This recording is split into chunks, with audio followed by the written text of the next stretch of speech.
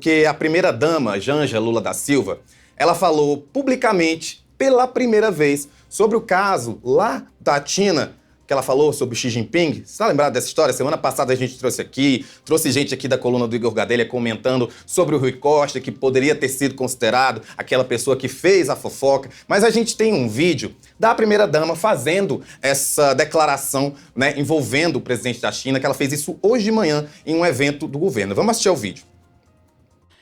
Por isso, o diálogo constante, o acompanhamento responsável, a definição de limites e a responsabilização das plataformas digitais são medidas igualmente indispensáveis para a sua proteção. E aqui eu faço outra pausa para falar que em nenhum momento eu calarei a minha voz para falar sobre isso. Em nenhum momento, em nenhuma oportunidade. Não há protocolo que me faça calar se eu tiver uma oportunidade de falar sobre isso com qualquer pessoa que seja, do maior grau ao menor grau, do mais alto nível a qualquer cidadão comum. Então, eu quero dizer que a minha voz, vocês podem ter certeza que vai ser usada para isso. E foi para isso que ela foi usada na semana passada, quando eu me dirigi ao presidente Xi Jinping, após a fala do meu marido sobre uma rede social. Então, eu quero dizer que eu, como mulher, não admito que alguém me dirija dizendo que eu tenho que ficar calada. Eu não me calarei quando for para proteger a vida das nossas crianças e dos nossos adolescentes. Desculpe, mas eu precisava falar isso. É urgente a regulamentação dos espaços digitais. Quantas crianças precisamos perder? Quantas pessoas ainda precisam sofrer violências para que consigamos um espaço saudável na internet? Olha, Eli, eu gosto de brincar de que o jornalismo político se faz com fofoca. E nesse caso dessa história do Xi Jinping com a Janja e com o Lula, é o suprassumo da fofoca, porque é alguém que supostamente estava participando de um jantar com autoridades, ouviu uma conversa particular, passou para a imprensa. Vamos tentar analisar isso aí, eu queria entender qual é a tua visão, se de fato é uma fofoca que cresceu demais ou é um assunto que de fato precisa ser discutido. Olha, Rafa, se a Janja tivesse ficado quietinha agora, ia ter dado tudo certo, porque o maridão entrou na frente, o presidente Lula foi lá e assumiu a autoria da fala, e agora ela vem esclarecer que aquela primeira informação estava correta, que ela falou fora do protocolo, que ela pediu basicamente para um chefe de um país que não é democrático para dar dicas ou, sei lá, interferir de alguma forma no TikTok, uma rede social popular no Brasil, para controlar por aqui a expressão dos usuários. Ela diz que é para conter uma tal de extrema-direita. Então, assim, ela diz ali que alguém está tentando silenciá-la. Eu queria saber quem é que está tentando silenciar, porque deve ser o próprio, talvez até o próprio governo, dadas todas as gafes, né? Vamos fazer uma pequena retomada aqui, quando ela disse uma palavra chula em inglês mesmo contra o Elon Musk, que na época, agora ele está saindo do governo Trump, mas era um oficial do governo Trump.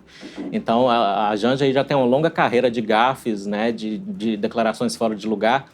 E nesse caso específico, Rafa, o que eu penso é o seguinte, foi o que eu já dei uma dica aí, é um país que não é democrático, né? Então aqui a gente está com esse debate, e eu estou bastante envolvido nele também, de se é necessário mais regulação das redes sociais ou não. Na minha posição é que já está regulado, se chama Marco Civil da Internet, fez 10 anos, ano passado, agora 11 anos, já é uma regulação suficiente, na minha opinião. E o que chamam de fake news, desinformação, a gente já tem também regulamento, né? A gente já tem legislação para calúnia, difamação, ofensa à imagem, né? Então, a gente tem os recursos legais para quem é lesado por o que se convencionou chamar de fake news e desinformação. Então, o caso é o seguinte, uma primeira-dama de um país democrático pedindo para um ditador interferir numa rede social daqui. Isso, para mim, pega muito mal e não é a primeira vez que há gafes diplomáticas causadas pela Janja. Então, o que eu penso é o seguinte também, ela falou que está sendo silenciada, mas acho que antes de você reclamar que está sendo silenciado ou não, você tem que ter algo a dizer. Na minha opinião, a Janja não tem nada a dizer, nada de proveitoso a dizer sobre esse assunto.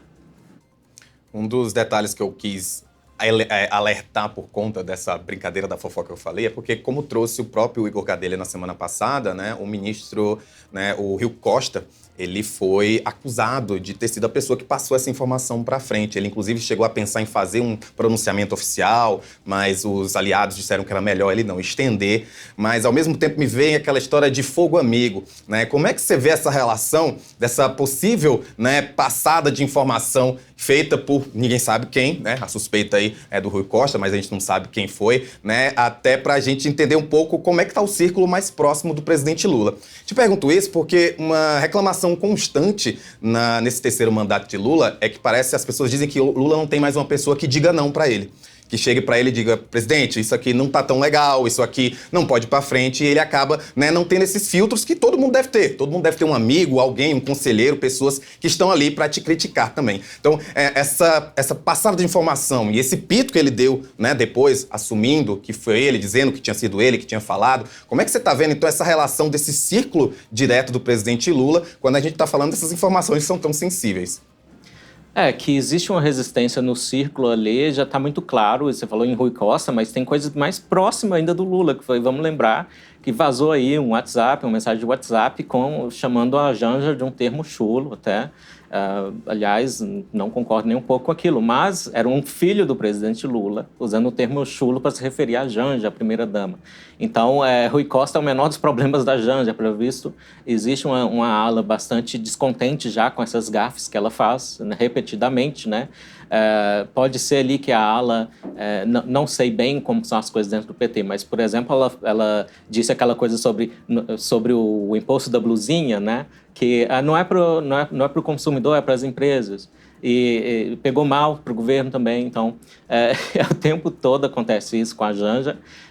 Precisa de um media training, está faltando media training, mas pode ser que ela seja aquele tipo de pessoa, como o Lula também é, meio resistente a media training. Não adianta fazer treinamento midiático com quem tem hábito de abrir a boca e falar o que está pensando, não importa as consequências, né? Então, eu acho que, quanto a isso aí, o nosso próximo assunto tem a ver com isso, também com isso aí que você disse, Rafa, que está faltando quem critique o Lula, amigos, daquele tipo precioso de amigo que nos faz críticas construtivas. É o que aconteceu no caso do Joe Biden, o ex-presidente americano também. Saiu semana passada um livro sobre isso, mas a gente vai chegar nesse assunto ainda.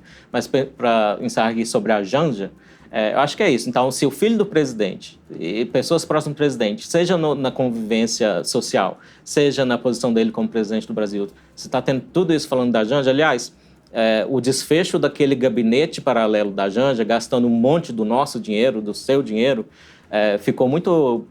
Não pegou bem também, porque não aconteceu nada, basicamente. Foi um grande arquivaço, né? Arquivaram tudo e não fizeram nada a respeito. A Janja não tem um cargo eletivo ou qualquer outro tipo de cargo, né? Apenas ser primeira-dama é uma coisa cerimonial, né? Então, o que a gente esperaria de uma pessoa que tem uma posição meramente cerimonial é que saiba se portar em cerimônias. E não está sendo o caso, infelizmente.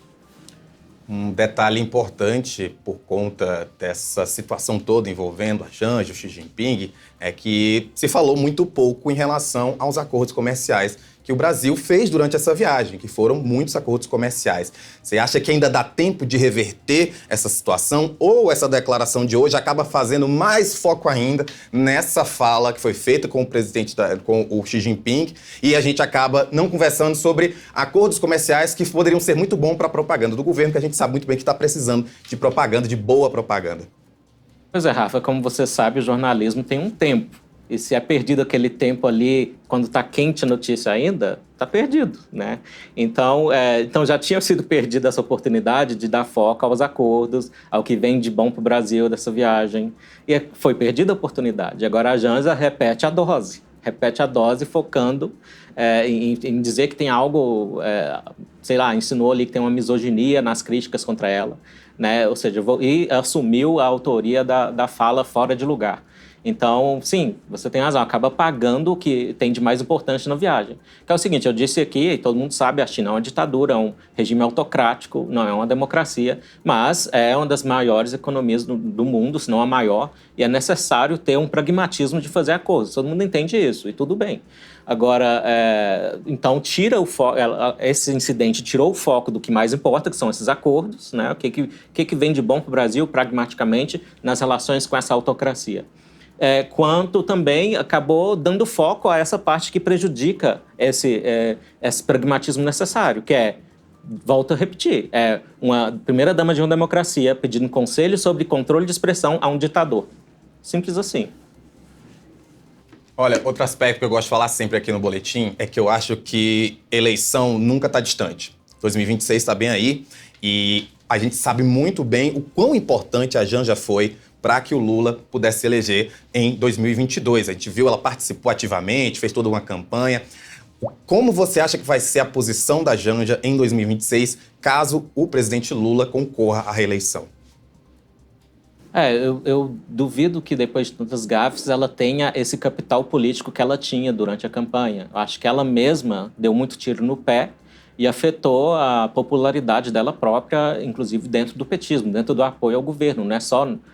A oposição ia ficar contra de qualquer jeito, ela fazendo não gafes.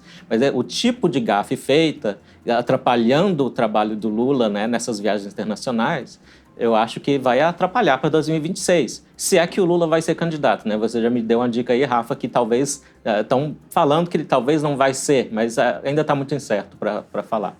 Mas o papel da Janja, eu acredito que, se for importante em 2022, não vai ter como ter a mesma importância no ano que vem. E aí a gente vai ficar nessa expectativa que, como eu disse, a eleição nunca está distante, 2026 está bem aí. Você já tinha dado esse bizu, e agora a gente vai falar um pouco